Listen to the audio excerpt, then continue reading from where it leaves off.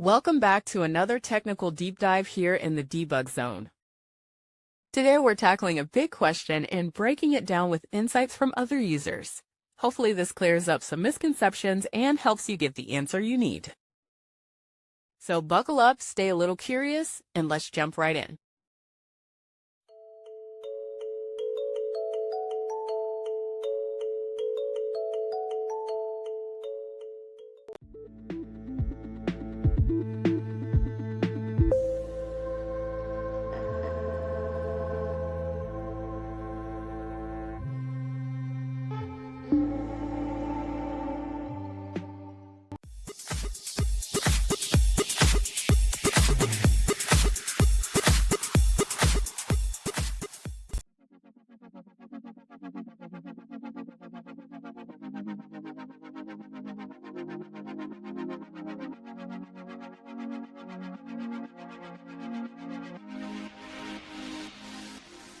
And that's a wrap.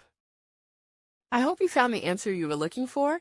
If you did, take a second to hit that subscribe button. It really helps out. And let me know in the comments which solution worked best for you. See you next time in the debug zone.